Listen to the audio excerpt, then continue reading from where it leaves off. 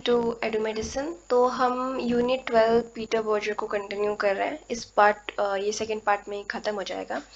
तो उनकी जो थीसिस थी राइज ऑफ प्लूरलिज्म, तो उसमें वो बात करते हैं कि जो सेट ऑफ स्टेबल बिलीफ्स यानी जो हमारे विश्वास हैं, तो जब जैसे जैसे सोसाइटी ग्रो करेगी तो सोसाइटी में मल्टीपल बिलीफ आएंगे। मतलब मान लीजिए कि किसी जगह पे एक धर्म है तो और धर्म भी जागृत होंगे, कल्ट, सेक्ट्स, ये सब भी आएंगे। ये भी तो एक टाइप ऑफ बिलीफ ही है ना।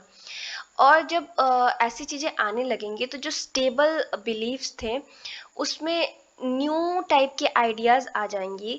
तो कहीं ना कहीं समाज में जो एक धर्म था जो बहुत टाइम से मतलब डोमिनेट कर रहा था, ये जब मल्टीपल आ जाएंगे तो सबसे पहले तो धर्म थोड़ा सा आउटडेटेड हो जाएगा, इतना इंपॉर्टेंस खो देगा। बिकॉज अब मान लीजिए कि कोई चीज़ है, ठीक है, फैशन की बात करते हैं हम। तो फैशन की बात करते हैं तो जब कोई एक चीज़ आ जाती है मार्केट में, सब उसी टाइप का कुछ ना कुछ बना देते हैं, तो वो फैशन मतलब कहीं ना कहीं टिकता नहीं है, आउटडेटेड हो जाता है। या एक डायलेक्टिकल प्रोसेस हो जाता है, क्या बोलते हैं वो शब्द, द्वंद्वात्मक या कुछ ऐसा शब्द है। मतलब बेसिकली द्वंद्व क्रिएट हो जाता है एक प्रकार से, लोगों के बीच में कंफ्यूजन या इस तरीके का डिबेट टाइप का ब्रेन में चालू हो जाता है कि क्या ये चीज़ मैटर करती है या नहीं। द्वंद्व आ जाता है, द्वंद्व इज रिलेटेड टू युद्ध और लड़ाई और ऐसे विचारों का मतभेद टाइप का, ठीक है। वो मुझे शब्द नहीं आ रहा एग्जैक्टली, बहुत ही सुंदर शब्द होता है बट अब याद नहीं आ रहा, तो क्या कर सकते हैं। तो मतलब बेसिकली कहने का यहाँ पे इनका तात्पर्य ये है कि जब बहुत सारी चीज़ें एक जैसी आने लगेंगी तो कहीं ना कहीं रिलीजन अपना इम्पोर्टेंस समाज में उसका कम होने लगेगा।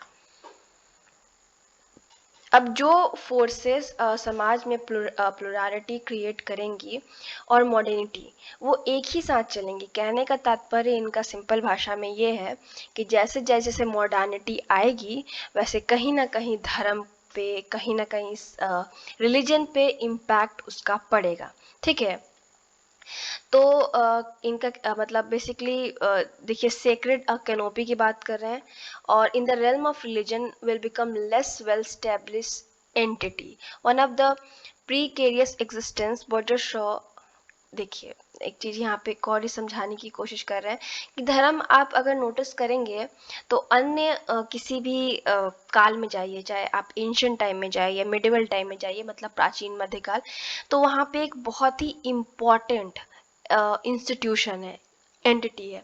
लेकिन जैसे जैसे मॉडर्निटी आएगी ये उतना इम्पॉर्टेंट एंटिटी या इंस्टीट्यूशन समाज के लिए नहीं रहेगा, ठीक है। मैंने शायद दोबारा उसी को कर दिया है। फिर 1974 में वर्जर क्या करते हैं, वो बहुत सारे रीजंस देते हैं जो अपनी इनिशियल थीसिस है मॉडर्निटी को जो अंडर माइंड कर देगी रिलीजन को, उसको डाउट करने के लिए। मतलब स्टार्ट में अपने थीसिस की ये बात करते हैं कि कहीं ना कहीं जैसे जैसे समाज मॉडर्न होता जाएगा वैसे वैसे धर्म का जो इम्पोर्टेंस है कम होता जाएगा। कहने का तात्पर्य है कि हम सेकुलर ज़्यादा हो जाएंगे, धर्म में हमारा विश्वास कम होता जाएगा।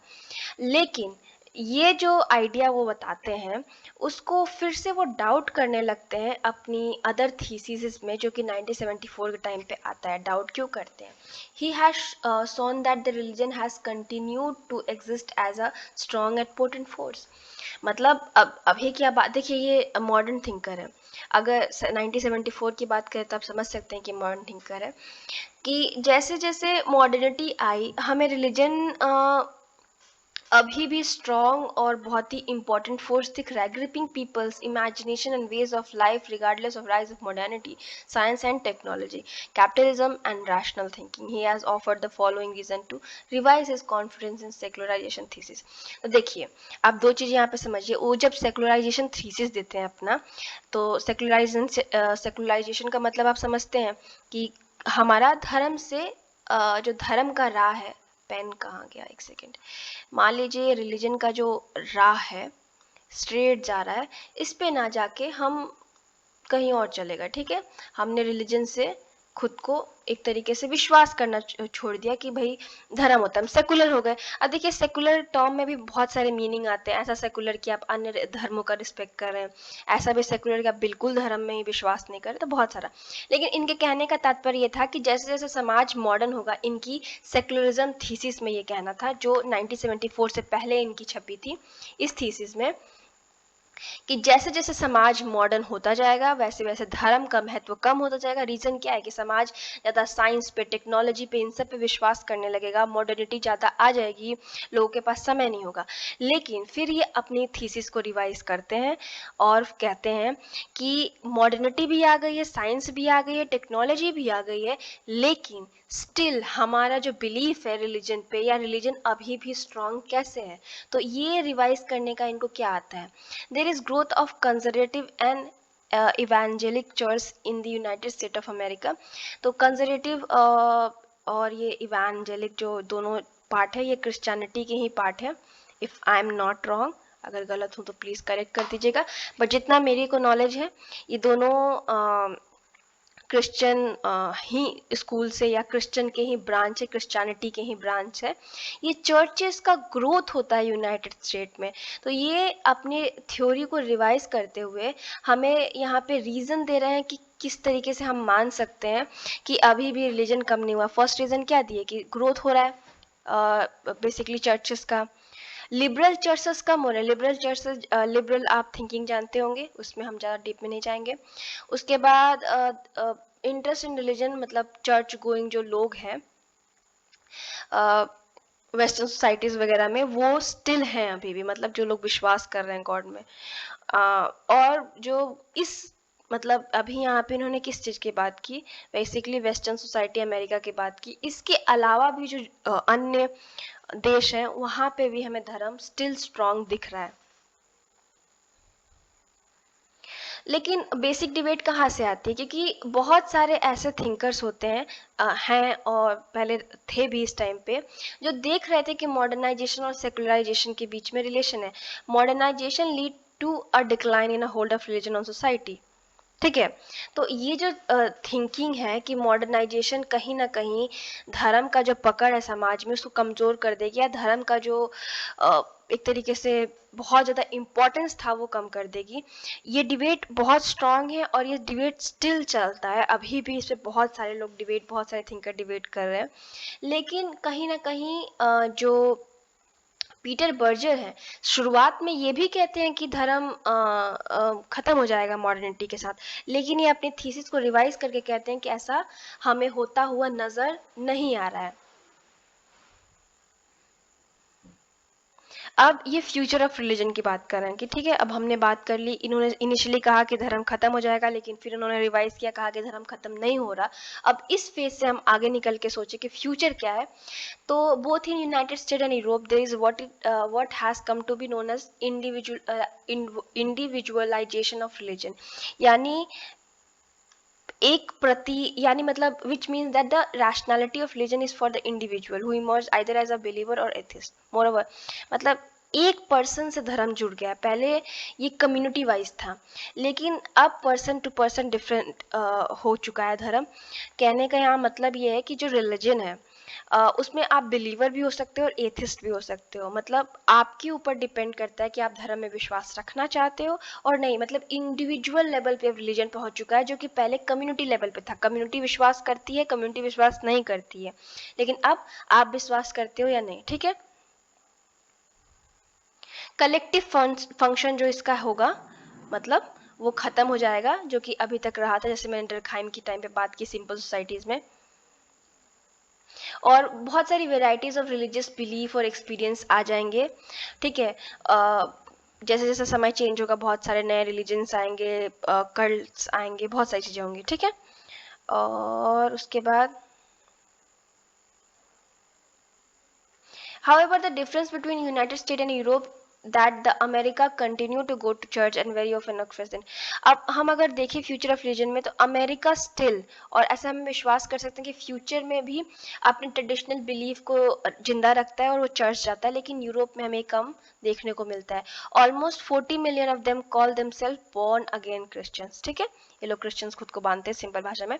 One does not come across these thing in Europe. Europe में ये चीज़ हमें देखने को नहीं मिलती, पर चर्चेस में भी लोग अभी भी जाना रहे, और सोसाइटी में बहुत इंपॉर्टेंट रोल प्ले करता है यूरोप में भी. लेकिन जितना ज़्यादा हमें डिवोशन, जितना ज़्यादा समर्पण रिलीजन के प्रति हमें अमेरिका में देखने को मिलता है, उतना ज़्यादा यूरोप में नहीं देखने को मिलता. ठीक है, उसके बाद चर्च का अटेंडेंस हमें यूरोप में भले कम देखने को मिलता है, लेकिन लोग फिर भी अपने आप को अपने धर्म से जोड़ के दिखते हैं. अब देखिए, जो ये लोग हैं जो चर्च नहीं जा रहे हैं, फिर भी अपने आप को बोल रहे हैं कि भाई हम इस धर्म से या इस चीज़ से बिलोंग करते हैं, तो इसको ग्रेस डेवी ने बोला है बिलोंगिंग विदाउट बिलीविंग. मतलब हम कहीं से हैं पर हम उसमें विश्वास नहीं करें. मतलब किसी धर्म के हम हिस्सा हैं, लेकिन हम उस धर्म में बहुत ज़्यादा विश्वास नहीं करें. तो इसलिए इसको ये आप याद कर लीजिए, एग्जाम में कोट करने में बहुत सही रहेगा. Belonging without believing, Grace Davie. ठीक है, 2001 में ये एक चीज, इस फिनोमिना को नाम देते हैं कि आप बहुत ज़्यादा धर्म का जो कर्म कांड है, चर्च जाना, ये सब नहीं कर रहे हो, लेकिन फिर भी आप उस धर्म से अपने आप को जोड़ के देख रहे हो. अपने आप को आप बिल्कुल सेकुलर या उस धर्म से एकदम अलग कि हम विश्वास ही नहीं करते, ऐसा भी नहीं दिखा रहे हो. अगर कॉन्ट्रास्ट करें हम रेस्ट ऑफ वर्ल्ड से, पूरी दुनिया से अगर हम एक कॉन्ट्रास्ट मतलब लाइक ऑपोजिट करके देख लें, या एक तरीके से कंपेयर करके देख लें, तो यहाँ पे बोलते हैं कि मैसिव रिलीजियस एक्सप्लोशन हुआ है. देखिए, बेसिकली यहाँ पे कहने का मतलब है कि some of the most impressive religious upsurges are occurring in relatively modernize. बहुत सारे रिलीजन उभर के आ रहे हैं. कोई रिलीजन जो था, जैसे कि मिलिटेंट इस्लामिक का इन्होंने रिलीजन दिया, उसका बहुत ज़्यादा एक्सपेंशन हुआ है.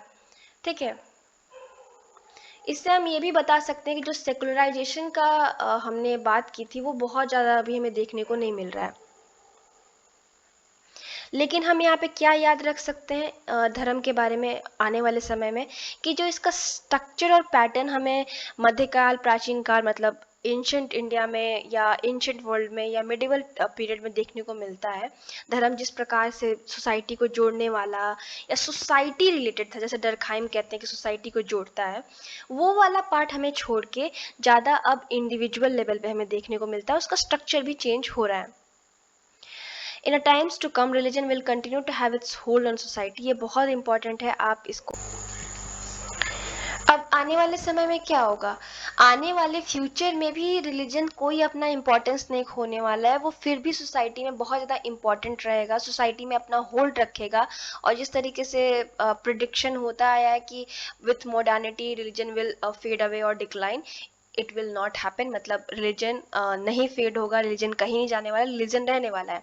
लेकिन जैसा कि हमें पहले को देखने को मिलता है, जो वन यूनिफाइड या मोनोलिथिक रिलीजन है, ठीक है, एक ही रिलीजन है जिसका सब पे वो है, वैसा नहीं रहेगा. हमारी सोसाइटी में डाइवर्सिटी आएगी. मतलब रिलीजन के ऑप्शंस होंगे, बहुत सारे रिलीजन एक साथ होंगे, एक ही समाज में बहुत डाइवर्सिटी हमें देखने को मिलेगी. ठीक है, इस टाइप का समाज हमें फ्यूचर में देखने को मिलेगा, जहाँ पे वन कोई रिलीजन बहुत ज़्यादा डोमिनेटिव नहीं हो जाएगा या बहुत ज़्यादा किसी के ऊपर कब्जा नहीं करेगा. यहाँ मल्टीपल रिलीजन होंगे और सब लोग अपने हिसाब से जी रहे होंगे. बिकॉज और भी मॉडर्न रिलीजन हमें देखने को मिलेंगे, रिलीजन, कल्ट या सेक्ट्स, बहुत कुछ देखने को मिलेगा. ठीक है, तो फ्यूचर काफ़ी रंग भरा है. So thank you so much.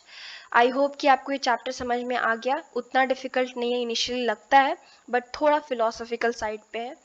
सो आप प्लीज़ अपने फ्रेंड्स के साथ, जूनियर के साथ वीडियोस को शेयर करिए, हमारे चैनल को सबको बताइए इसके बारे में, जो भी सोशोलॉजी से रिलेटेड है या जो भी सोसाइटी के बारे में पढ़ना चाहता है. और आप हमको टेलीग्राम पे फॉलो कर सकते हैं फॉर नोट्स, और आप इंस्टाग्राम पे भी हमको ज्वाइन करिए, वहाँ पे हम सोशोलॉजी रिलेटेड काफ़ी कुछ पोस्ट करते हैं. तो आपका जो नॉलेज है वो ब्रश अप होता रहेगा, आप कुछ नया लर्न करते रहेंगे. ठीक है, so thank you so much, have a nice day.